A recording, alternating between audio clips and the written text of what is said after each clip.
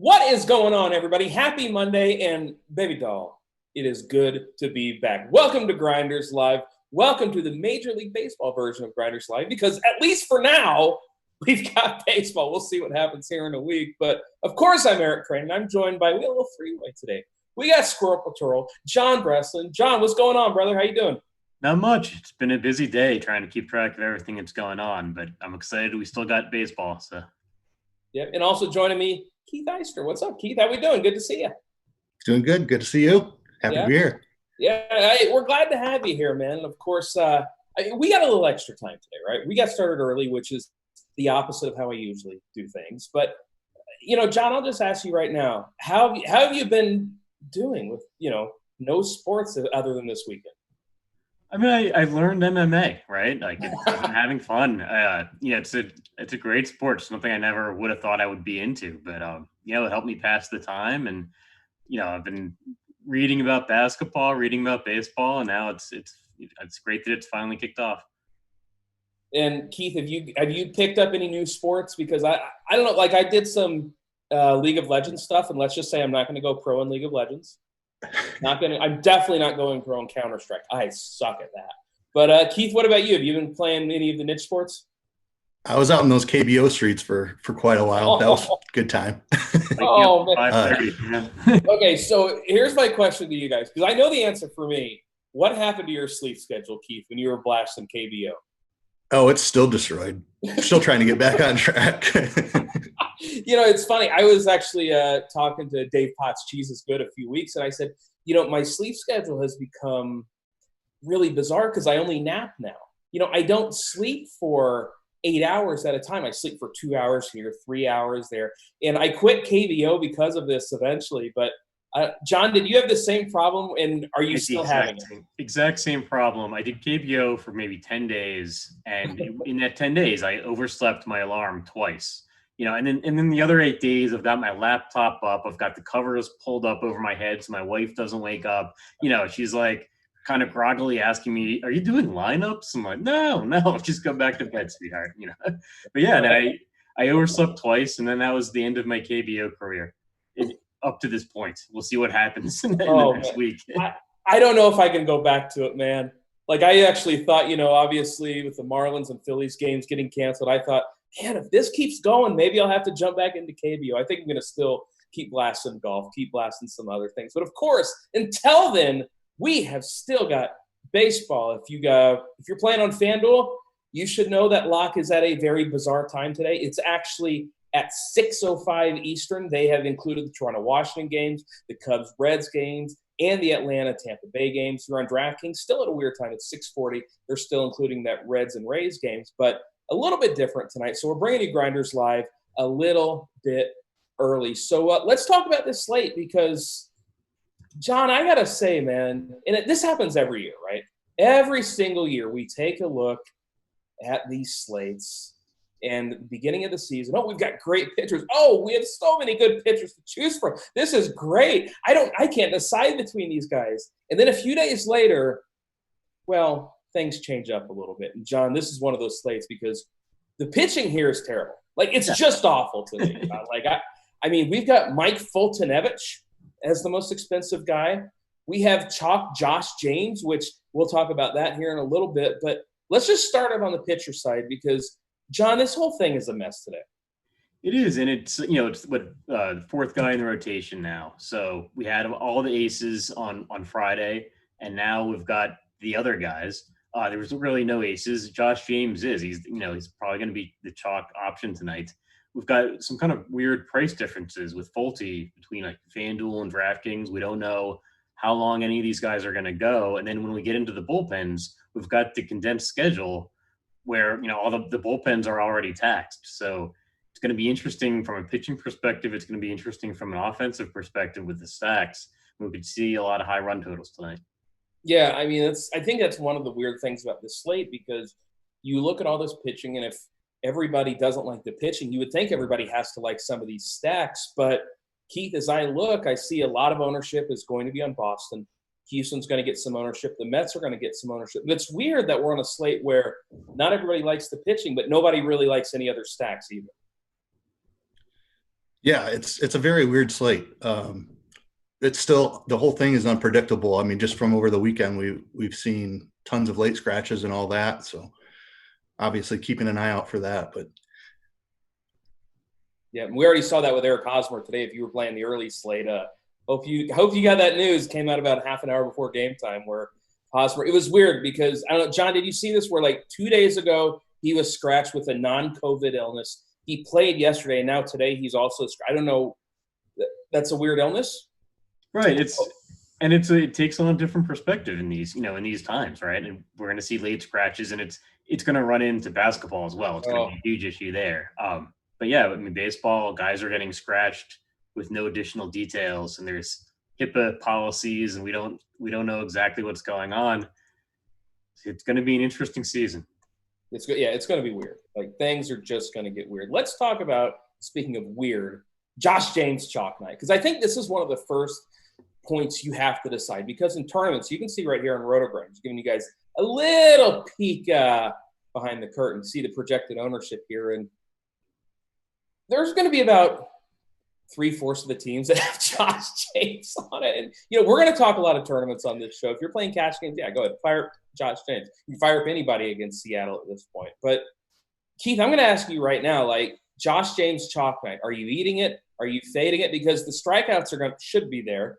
The run prevention against Seattle should be there. The innings might not be there. And I don't know how I feel about a Josh James. What about you, Keith? yeah, it's the pitch count and the command that worry me. I mean, he can get wild and run that pitch count up pretty high. We don't know exactly how long the pitch count is going to be tonight. I'll be fading it slightly, but I'm going to have some for sure. What about you?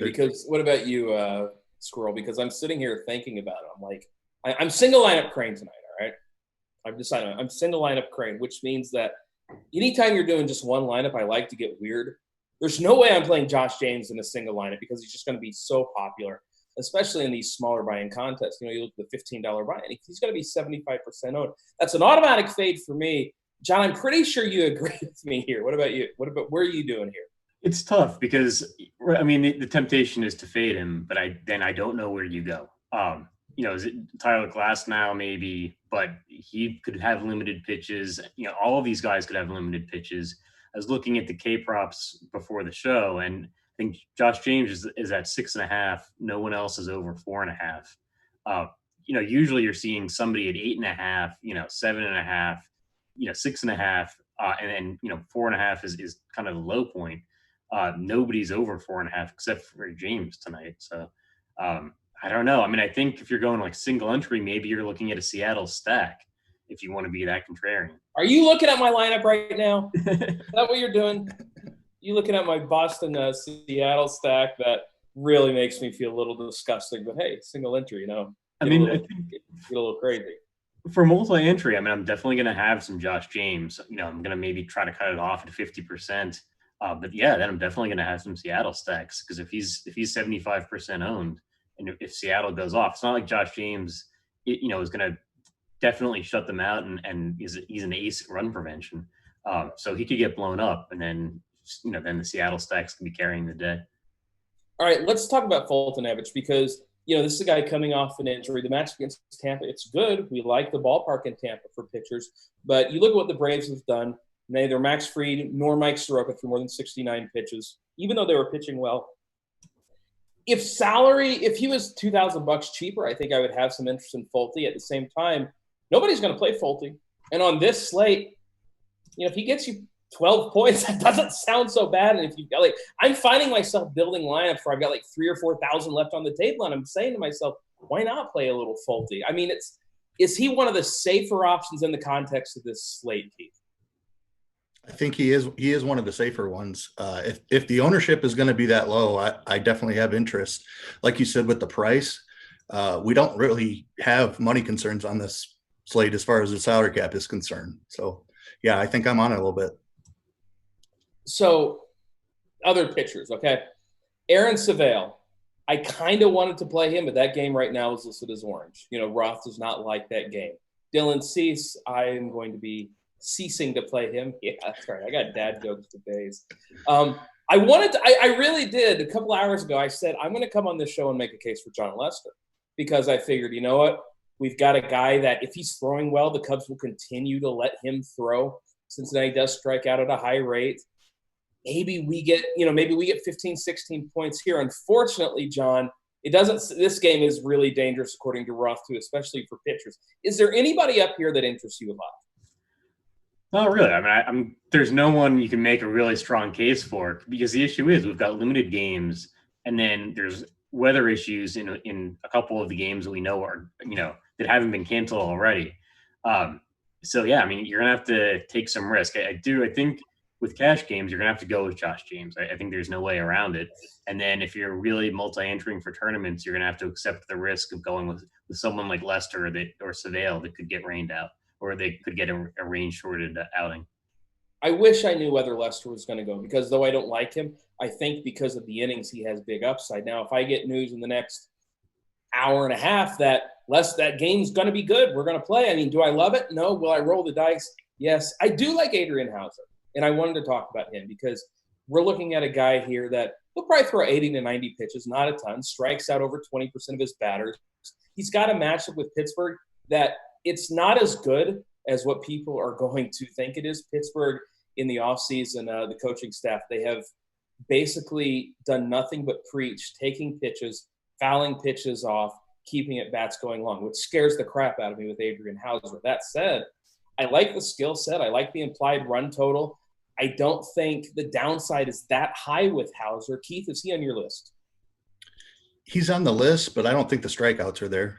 Pittsburgh's a team that doesn't strike out a lot. You've said they're getting more patient now, so definitely worry about that pitch count too. I like somebody a little bit cheaper. Okay, so hold on. It's not Michael Wacha. It's definitely not Michael Wacha. It's not Michael Fulmer. He's going to throw nearly as many pitches as I will. Is it Mike Montgomery against the Tigers? It is. All right. Talk to me about Mike Montgomery, and I'm going to go throw up a little while you do it. Yeah, I also am when I click the button. Yeah. It's just about attacking the Tigers. I mean, there's just not a ton of power. I mean, Crone or Cabrera could run into one, but there isn't much else to work with. I think there's a little bit of strikeout upside, not a ton, but just compared to everybody else, he's equal or better. And just the price is there, and you can play whoever you want pretty much if you run him out there. All right, John, I'll go to you now. Do we like Hauser at all? Do we like Montgomery? Do we like playing on FanDuel so you only have to roster one of these guys? What's the plan tonight? Yeah, so I'd take the other side maybe of the Mike Montgomery and look at Michael Fulmer. I don't think he's going to be limited in any way. And the Tigers, he's supposed to be just the opener. Oh, is Fulmer just the opener? Yeah, he's just the opener. He is being followed by it's like Bo something. It's a guy I've never heard of. Hold on, I gotta find the name. Bo Burrows, is that it? Yeah, Bo Burrows is the guy's name that's supposed to come in after Fulmer. Okay, yeah. So then that blows that out of the water. I was gonna say Fulmer because he was a full-time starter previously. I wasn't expecting him to be the opener. Yeah, then we're even more limited. I mean, yeah, he would have been my guy too, for what it's worth. Like when I first looked at this slate, I assumed that Fulmer was going to be my lower own. Anybody against the Royals, I'll play. Right. And then we got an opener with Boston as well. So, I mean, are we thinking maybe trying to stick in Zach Godley? Because I think he's going to get a few innings after the Red Sox opener. Okay, here's my issue with Zach Godley, all right? He sucks. Right. Like, Zach Godley's not good. I mean, you're looking at what's the highest run total on this slate. Like, I don't know. Are you playing Godley at all? Or are you just, Keith, are you just staying off of Godley? Like, I don't want to play any of these guys. I really don't. Yeah, I don't think I'll have any Godley. Yeah,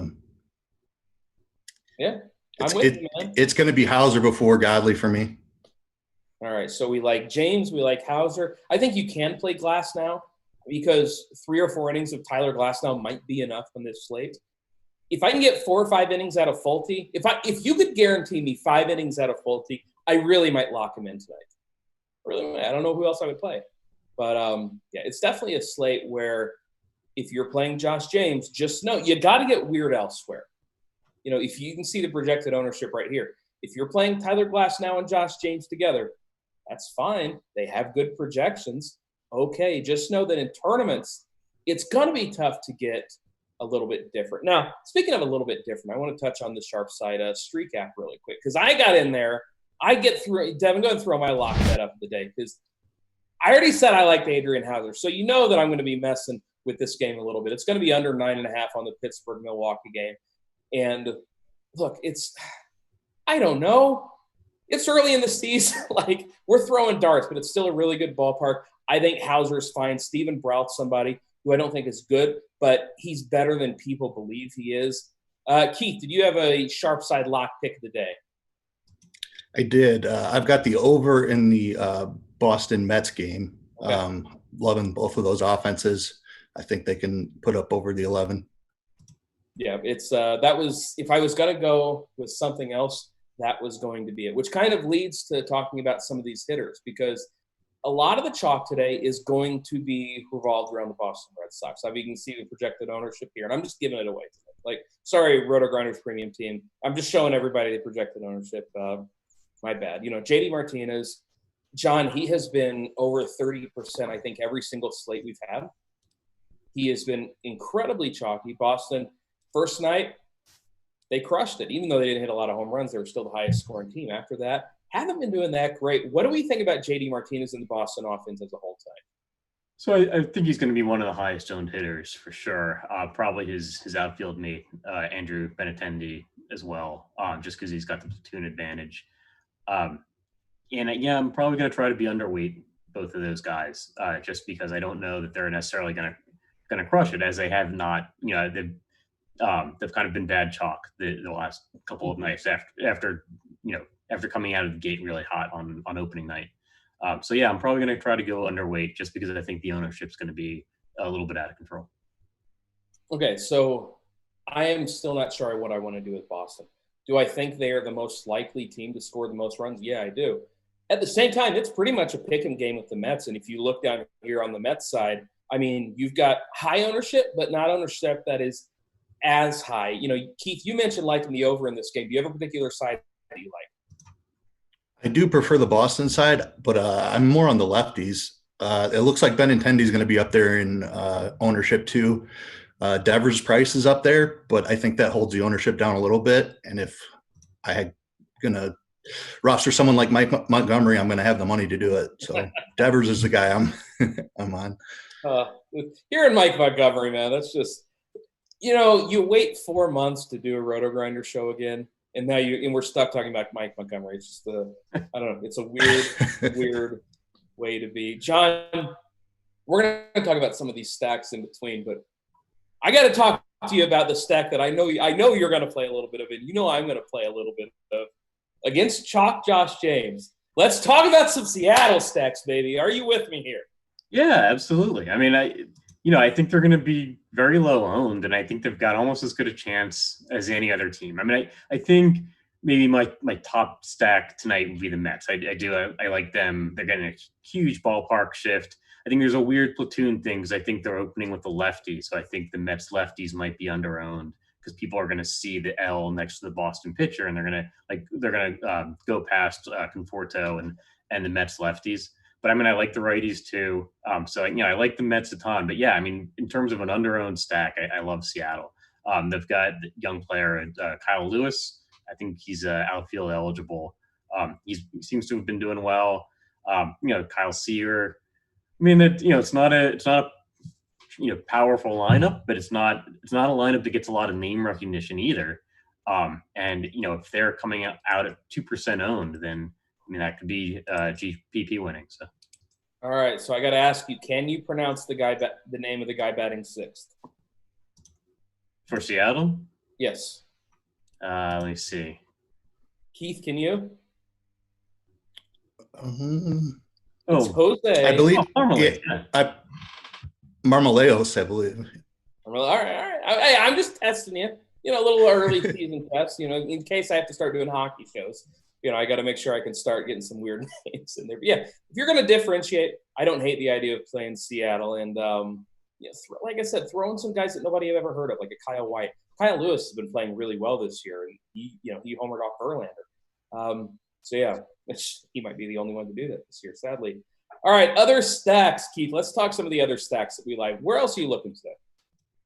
My favorite low-owned one is Kansas City. Kind of the same situation as John was talking about. You've got an opener in Fulmer who throws from the right side. I believe it's Soto that's projected to come in from the left side. So I'm loving the right-handed power in Kansas City. Soler would be the top pick there. Love Mondesi and Perez as well. Franco can hit one out. So I'm on Kansas City. Yeah, I haven't lost money playing Maikel Franco in a while. This might be the slate to do it.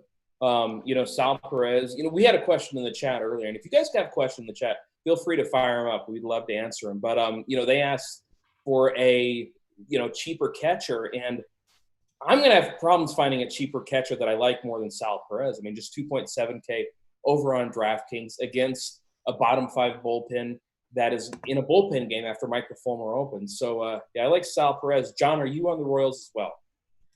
Yeah, I mean, I think they'll be low owned, and you're getting 9 innings against or 8 innings against the Tigers bullpen, basically. So that's appealing.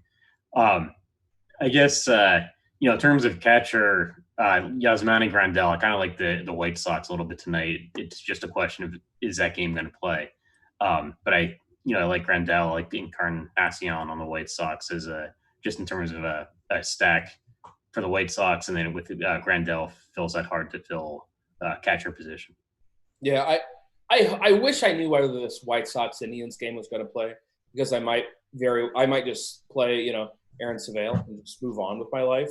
I just don't know. Of course, if you want to know more, we're going to have Roth coming up at crunch time. That starts at 5 o'clock or 6 o'clock. I'm sorry. Starts at 6 o'clock Eastern. So make sure you check that out for you premium members out here. And that's 5 minutes before FanDuel lock.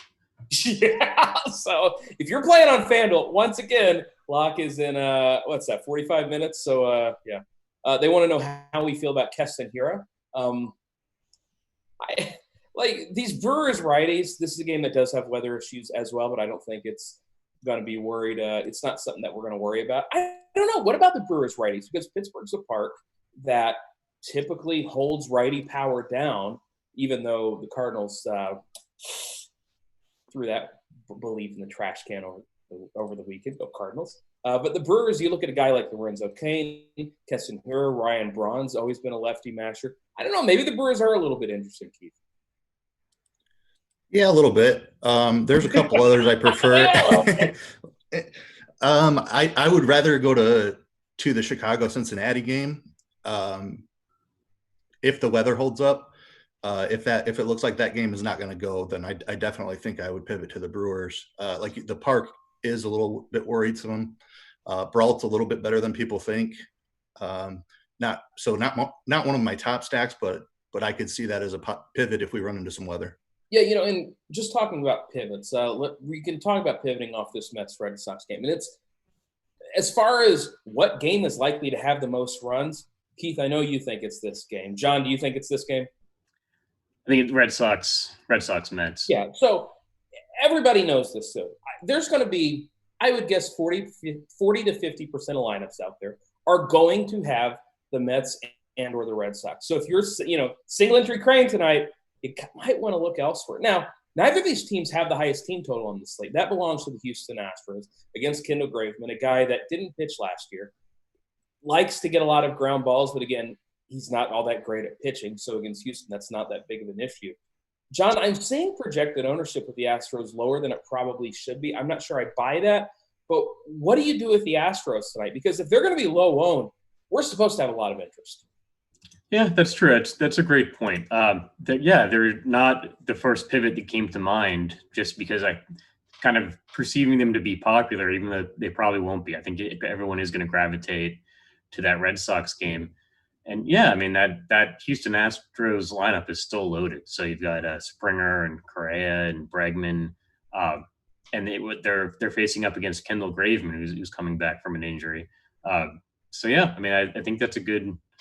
They're going to be lower owned than they should be. Maybe we should help correct that. I mean, I don't know what I'm doing yet. Like I said, I'm building one lineup tonight. I have not decided. Right now, it's Boston and Seattle. man, that is a depressing sentence to say. We have had Jamino upload, or he has updated projections a little bit, but still, we're seeing George Springer at 13%, Jose Altuve at 11%, nobody else over 9%. And Keith, for a team with a 5.5, 5.7, run team total, I don't really know why more people aren't interested in Houston. Yeah, I definitely like it. We don't really know what Graveman's going to do. I don't think he's pitched. I mean, he pitched a little bit at the end of last year, but he missed a year and a half before that, I think. And that Seattle bullpen is terrible. So I think it's a great spot to attack. And if they're going to be this low owned, yeah, I have a lot of interest. Oh, John, you know what we're going to do tonight? We're game stacking Houston and Seattle. Yeah, all right. Yeah, let's do it, baby. Let's have a good time. Man, we're going to be the only people watching that game outside of Houston and Seattle. And people in Seattle, let's face it, they're watching the Sounders or they're getting ready for the Kraken. They're not watching the Mariners anyways. So, yeah. It's nice. All the games start early tonight, so we're not going to be up late like we usually are. Well, I mean, unless you're getting ready for KBO. That's true. Yeah. You can at least get a nap in, before you say your KBO. My sleep schedule is still just a complete disaster. I slept until 10 this morning, and it was like God shining down on me, man. It was amazing. We got some questions about the Braves in the chat. Robert Thompson really, really wants to know about the Braves. So let's talk about Atlanta, because this is one of those spots that is interesting, because we've talked about Tyler Glasnow, how he's probably not going to go more than 3, maybe 4 innings, which means that we get a Rays bullpen. Now, the Rays bullpen, it's one of the better bullpens in baseball. That said, it's still a bullpen. It's still a team in Atlanta that can put up runs in a hurry. Keith, should we be more interested in Atlanta? I don't think so, and I think you're right. I mean, Glasnow is very tough when he's in there, and then the bullpen, it does scare me off them a little bit. Yeah. I'm sort of with you. They are way far down on my list. Tampa Bay is one of those teams that is smarter than the average Bear. They're not just throwing out these gas cans like a lot of teams are. I'm not playing Atlanta. John, do you have any interest in the Braves? Not really. And I think the issue is the bullpen and the ballpark as well. Because they're playing in Tampa, and that's just a park that's going to suppress runs a little bit. So you're not as likely to see a huge blowout game, 12, 13 runs. And it's part of the reason I think the Tampa bullpen looks so good is they're pitching half their games in a good pitcher stadium. Apparently KBO is off of FanDuel now. Oh, we hardly knew ye. Their prize pools were getting tiny though, as it is. They didn't even have the pitchers. They said the team name. Tucson starting pitcher. Right. Kiwoom starting pitcher. And how many players, KBO players, could you name right now? Look, Kiwoom starter was one that I can name on FanDuel at least. They updated everything after all the games too. I don't know. I remember from my 1 week of playing. All the games were over. I had some talks with FanDuel about that, saying, look, guys, if people are staying up until 6 a.m. watching these games, update the bleeping scores. And, well, I guess they don't listen to me. I don't have enough pull over there. Let's talk about Cleveland, because obviously Jose Ramirez had the massive day yesterday. They get a guy in Dylan Cease now. Good prospect. Get some strikeouts in the minors. Still weather concerns here. Keith, are you on Cleveland? I'm not on Cleveland. Cease is talented. High strikeout upside. He can get a little bit wild, so there could be some stack potential. If I'm playing him, it's going to be a full stack. Yeah, you definitely wouldn't go. I wouldn't go one-offs here, even with Jose Ramirez, who's somebody that does run really hot and cold. I'm still not that interested in him. I do like playing against the bullpen, though.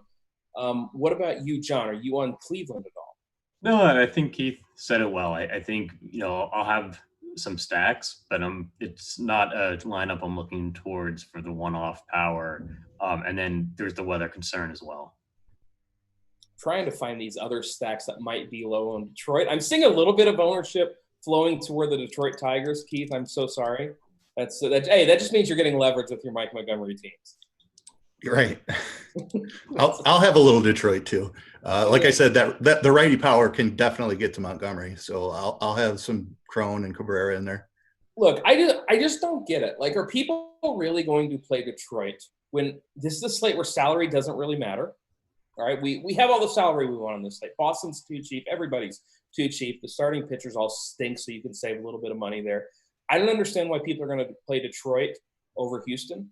I'm really talking myself into Houston, man. I think that's where I'm going to go. We do have a question, though. Can you guys or anyone answer me? We can answer you, buddy. We got you. Should I go Suarez, J.D. Davis, or Kyle Seager? Single entry tournament. Got the salary for all of them. And, John, I'm assuming that this guy is kind of new to baseball because the answer is always go with the correlation. But do you have a preference between those three? I like J.D. Davis. Okay. I actually kind of like him as a pivot to from J.D. Martinez. Go J.D. to J.D. because they're about the same price on DraftKings. And I think J.D. Davis has got good power. Is getting a huge ballpark upgrade. So yeah, I like J.D. Davis. I actually don't even remember who the other two guys were. It was Eugenio Suarez and Kyle Seager. Yeah, so J.D. Davis. Definitely J.D. Davis for you there. And yeah, again, like he's not going to be too popular. He'll be probably 14, 15% or so. So yeah, J.D. Davis. I think that is fine. And of course, what you guys got to understand. Now, if you're playing cash games, this obviously doesn't matter. But Keith, maybe explain to the people why stacking is so important in baseball, because we've got people coming in now. The season's just starting. We're definitely going to be having some guys coming in that have never played DFS baseball. And the answer with questions like that is always just to correlate. I mean, Keith, explain to the people why correlation is so important in baseball. Just the way the scoring system works, and just how hard baseball is to predict. I mean, just to absolutely nail the correct 3 or 4 home runs from random guys across 4 different lineups is really hard to do. When your lineup is correlated and the team starts going on a little run, you start picking up runs scored. So you get the walks, the singles first, and then you get the runs scored and the RBIs as they get driven in. Somebody hits a 2-run, 3-run homer, now you're in business, as all your guys are going to be getting points on that. Yep. If you want to take a look at sort of some, just to learn from some of the pros, take a look at the $1,500 contest, even the $333 contest over on DraftKings or on FanDuel, because you're going to see the top players night in and night out double stacking. You're going to see them going 5 from one team, 3 from another. On FanDuel, it's 4-4. You stack 4 from one team, 4 from another. And on nearly every tournament team that's at the top of the leaderboard, that's what you're going to see. And as Keith said, it is really bleeping hard just to try and pick out the home runs. Like, if you try and do that, you're going to lose. It's like, I cannot believe I'm going to this reference because I'm completely backwards here. It's like trying to find goals in soccer. What a life I've learned to live over this quarantine time. But it's not good to do. And if you're not double stacking, you're really giving up a lot of an edge. And just kind of take a look at those big tournaments. We post the links to the FanDuel contest over on RotoGrinders in the forum, so you can see what other pros are doing. DraftKings, you can do it just from the user page. Just click a live contest, click the sport, click live contest. You can see any live contest that's running. Take a look at what the pros are doing. Try and emulate that, and you're going to be better for it. Eric Johnson wants to know if the Marlins are going to be loaned. Yes, they will be. Okay, we got a question here. FSU Drew wants to know, what is the best way to stack the Red Sox? Now, there are a lot of different ways to do it. Everybody, as you said earlier, everybody's going to play J.D. Martinez. Andrew Benintendi has been incredibly popular as well as incredibly bad. John, do you have a preferable way to stack the Red Sox?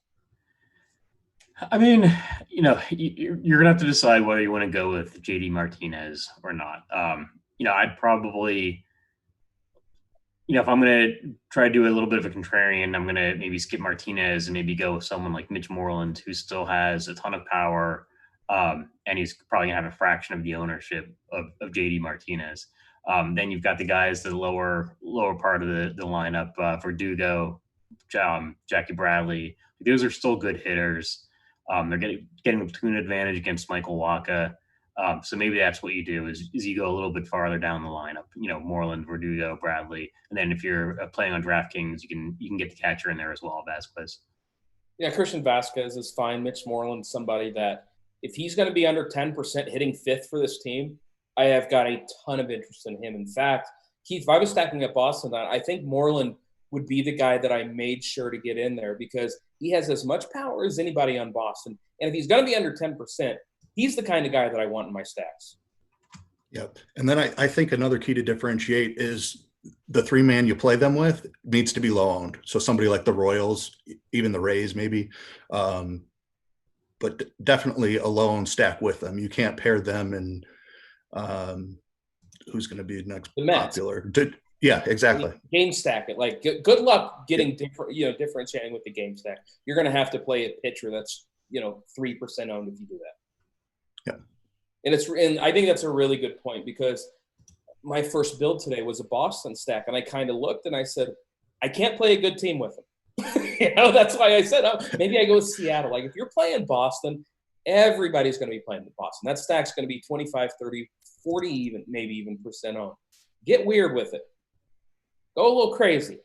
Make yourself a little bit uncomfortable with who you play. At least Jose Peraza's hitting ninth again. So, John, we don't have to lose money with Jose Peraza batting in the middle of the order. Aren't you glad about that?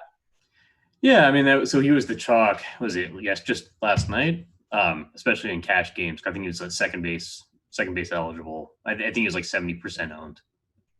That's so silly. And he was hitting fifth and like 2,300, and I get it, but it's still Jose Peraza, and he's bad at baseball. Although the opening night he did great. How many points did he have opening night? It was something stupid. Yeah, 24 DK points, and he hasn't had a hit since. So, yeah. All right. We have a question. We kind of talked about this. Is it best to do a 5X stack or a 4-3-1 stack? FanDuel, I'm doing 4-4 or 4-3-1. DraftKings, I'm almost always doing 5-3. If you want to do 5-man stack and then 3 guys for home runs, that's fine. John, you're somebody that has had a ton of success in qualifiers, which means that you have a ton of success at getting right to the top of the leaderboard. Do you have a preference when you're trying to make sure you get that number one spot? I've gone back and forth. I mean, this is something that I think about almost every day. I don't think there is a right answer. I think it depends. I think sometimes with the pricing, depending on the slate, 5-man stacks, you kind of run into combinations. You can't really stack a team effectively with pitchers with doing 5 men. And sometimes you've got multiple first basemen. You'd want to get both of the first basemen in. Like you see, like the White Sox might have Abreu and Encarnacion. So I actually try to mix it up now. I do both. I'll do a pile of 5-man stacks, and I'll do a pile of 4-man stacks, just because a lot of times you can't get a good stack with all 5 guys. Yeah, I know it's frustrating because if you have a 5-man stack and 4 of the guys crushing yours, I just need that one other guy. Come on, Jose Peraza, do it for me. And well, he never does because it's Jose Peraza. I know it can be frustrating, but if you've got a team that puts up 13, 14, 15 runs, chances are you're going to need the 5-man stack of that team because they're going to be doing it. They're going to be hitting some dingers. If you got any more questions, go ahead and fire them up in the chat. We would love to answer them. They did want to know about some of the low-owned stacks. We've talked about the Royals. We've talked about the Tigers. We have begrudgingly talked about the Seattle Mariners. Keith, any other low-owned stacks for you? Because ownership's pretty spread out tonight as far as the secondary stacks outside of Boston. I do have a little interest in Tampa Bay. Oh. Foltynewicz can give up some power. He started to come on at the end of last year a little bit, but if he's more the guy we saw in the first half last year, Tampa Bay can hit some home runs. The problem with stacking Tampa Bay is that I never know who to play. I mean, G-Man Choi's leading up. Did you see the G-Man Choi thing yesterday? Hit right-handed for the first time in his life and hit it out of the park. Homered. That was amazing. John, did you see this? I didn't see that. Yeah, he is now a switch hitter after training with his brother in Korea at his brother's hitting school. Came over, had his first right-handed at-bat of his career, and hit a dong. Nice. Yeah. Oh, you got to be more impressed than that. That was good for him. Oh, come on. I'm glad he didn't go back to the KBO. I was worried he was going to go to Korea. To be totally honest, I'm glad he's sticking it out in MLB. Yep. We just got to bring Mel Rojas back over. We've got to bring Dan Straley back. By the way, for you guys who have not been paying attention to KBO, Dan Straley's an ace over there. What a world. Keith, you mentioned the Tampa Bay Rays. Is there anybody on the Rays that you like in particular? I assume it has to be the lefties because Fulte has always had trouble with left-handed hitters. Yep, absolutely. The lefties, Choi, Lau, Sutsugo, and maybe some Wendell, but he doesn't have quite as much power. So really just the guys at the top of the order. All right, and you can always play my boy Jose Martinez, former Cardinal great. And I hope you're doing well over in Tampa Bay, Jose. We miss you up here. QQ, how do we handle weather reports for cash games? John, I know you play a little bit of cash. I'll let you answer this one. To me, if it is even a little bit concerning, though, I stay the bleep away. Yeah, definitely. I think you have to, just because you can't take that 0 if you can avoid it. I think tonight we're a little bit fortunate because the Mets Boston game is probably where a lot of the cash game components are going to come from. So it's the weather concerns aren't as bad in that game. I don't think there are any other weather concerns in the Boston game. So yeah, I'm going to be avoiding the Cubs, Reds, White Sox, and Indians in cash. Yeah, here, if you're building a cash lineup, and I know we're supposed to talk about tournaments, but I'm on air, so I'll do what I want. Like, you're playing Josh James. Here, this is what a lot of people are going to do, all right? We're playing, let's see, Andrew Benintendi, even though he stinks. We're playing Xander Bogaerts because he's cheap enough. We're playing, who else? JD Martinez. Let's go to the Mets side. I mean, this is basically what you're doing, right, if you're building cash games. Am I missing something? Yeah, I mean, that's exactly how I think most people are going to start. Yeah, let's see. Who else do we got? Ahmed Rosario. I'm not paying $5,000 for Ahmed Rosario when I can pay $4,200 for Xander. Like, cash games are just going to be Boston stacks. We're too cheap. Yeah. If you want to differentiate tonight, don't play Boston because everybody's going to be playing the Red. I'm not playing the Red Sox. I have Red Sox on my team right now. I'm not messing with it. And not going to do it. If it burns me, it burns me. There's no pitcher to pay up for other than Fulte. Yeah, that's it's a good sign. Good point you're making there. And I'm not sure if it was even the point you were making, but I'll just make it. Leave some salary on the table tonight, boys. Yeah. Do not be afraid. I have built some lineups that I consider viable that had $2,500 left on the table, and I know it's uncomfortable because you always look at your lineup and say, "Man, but I could upgrade this to that or whatever."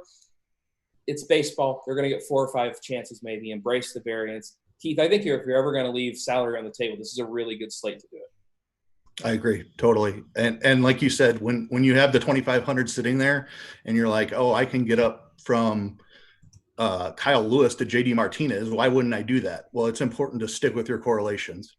Yep, exactly. And plus Kyle Lewis is going to be 2% as opposed to JD Martinez being 35%. Is there a 17.5 times chance that JD Martinez outscores Kyle Lewis? No, there's not. They want to know Devers or Bregman. I think Bregman's going to be a heck of a lot less owned.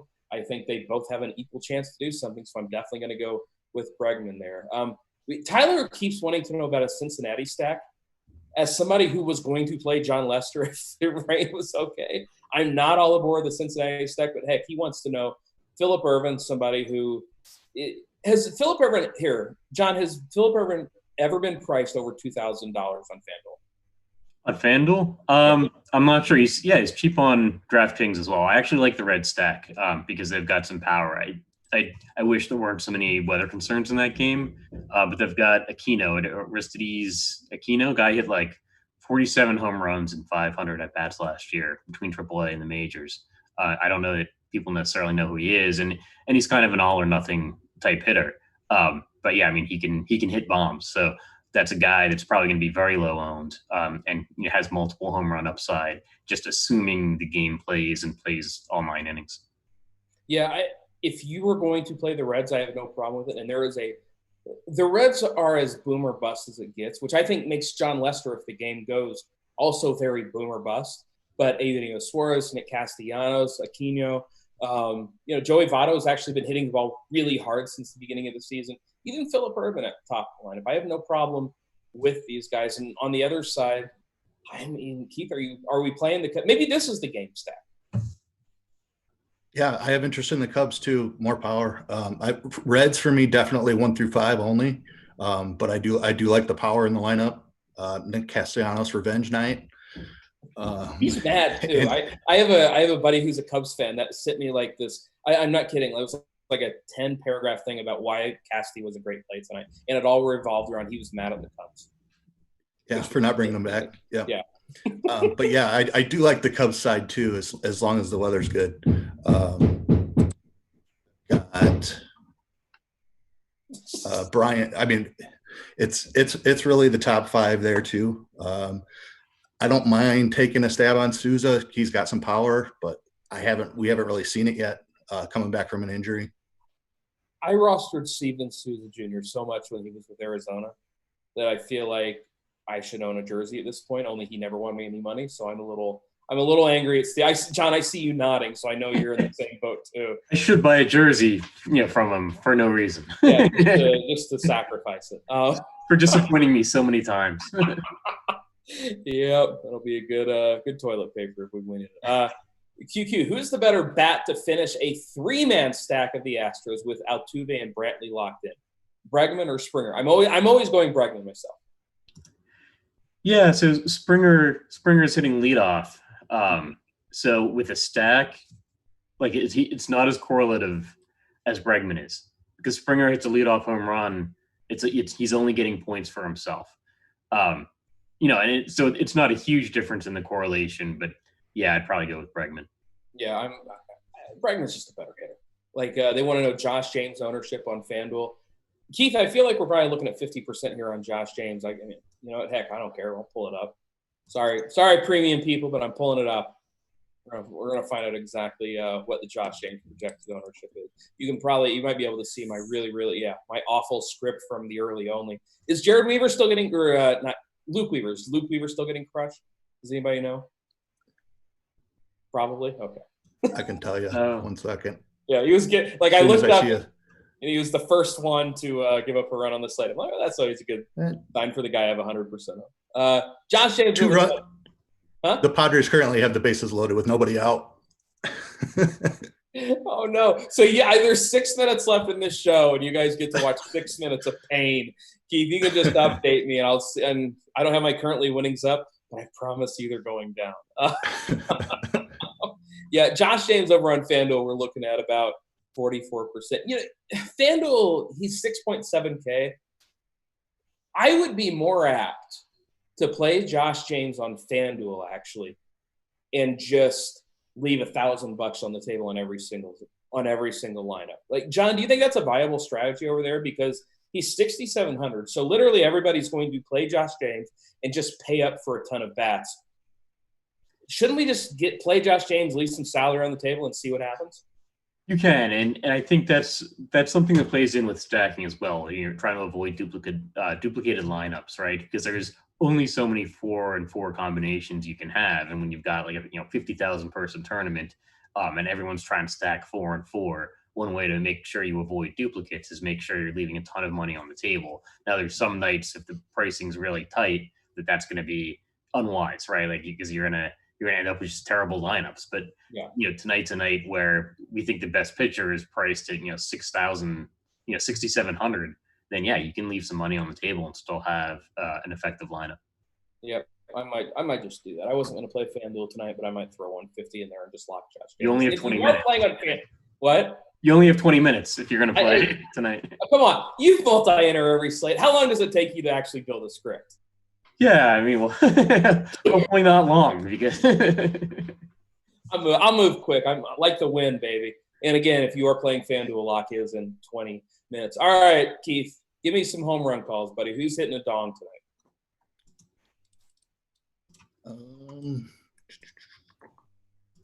Sorry, I wasn't prepared for this. That's all right. Let's go Devers. Yeah, quick. Devers. You just never know where it's going to come from. Yeah, Devers. Rafael Devers. All right. What about you, John? Who's hitting one out for you tonight? I'm going with Aquino. The Red Sox. Yeah. Oh, you really want that Cincinnati game to play, don't you? Yeah. I mean, assuming the game plays, I like him. I like him in that ballpark. I think he's got a ton of power. So. All right. Best shortstop option. I mean, I'm going with Bregman. I think a lot of people are going to play Xander. I think they're both great plays. Do you have anybody else, Keith? Javi Baez, if the weather's good. I like the Javi Baez. Alberto Mondesi too. Yeah. Oh, He's you cheap. even got like the John. Yeah. Yeah, for the price. He's cheap. Yeah, you don't really need the money, but tonight. But I mean, I think he's the best value at shortstop. All right. Who are the two pitchers? And we're just going to build the guy's whole lineup. I should stack in a single entry that it has the Reds and Astros, so the offenses are going to be pretty low owned. I'm still not playing Josh James. So I'm single entry. Like, I'm just not. You want to multi-enter and have a lot of Josh James, I get it. But if you're just single entry life, like, he's going to be 75% owned. If he somehow has a bad outing, you're knocking out 3/4 of your opponents. So I definitely have no problem fading Josh James. I'm going Hauser. I like my boy Hauser tonight, and that SP2. I don't know, man. Like, it's whoever fits. Like, if you can fit Fulte, I say go for it. John, do you have a preference here? Well, we have to see what games are going to play. So the Roth updates are going to be pivotal. So I think Savale's viable, but not if it rains out. I think John Lester is viable, even though I like the Reds' power. I think Lester is viable, but again, Wade Miley, it's a desperate night for pitching. But if these games are still looking ugly when we get up to lock time on DraftKings, it's going to be really hard to avoid Josh James. I think if this game goes, I think Lester is an elite GPP option. And I understand Cardi is probably going to come on in 10 minutes and tell you guys that I'm an idiot. That's all right. I can live with that. You know what? Let's end it on a sad note. Jackie Bradley Jr. or Jacoby Jones? Neither the answer. That's what we're going with. I'd go Bradley just because of the projected run total, but I think he's hitting 8th or 9th. And that just means he correlates with the leadoff hitter. You playing with Benintendi. It's 8th. He's hitting 8th. Oh. He correlates with Peraza.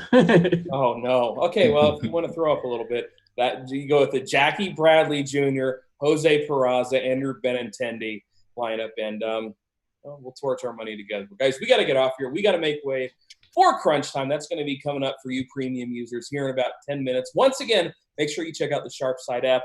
My current streak is at 0, which is less than I'm wanting it to be, so I'm going to try and get back on the horse tonight. I want to thank Keith Iser and John Breslin for joining me. I'm Eric Crane. Good luck tonight, everybody. See you later. Peace.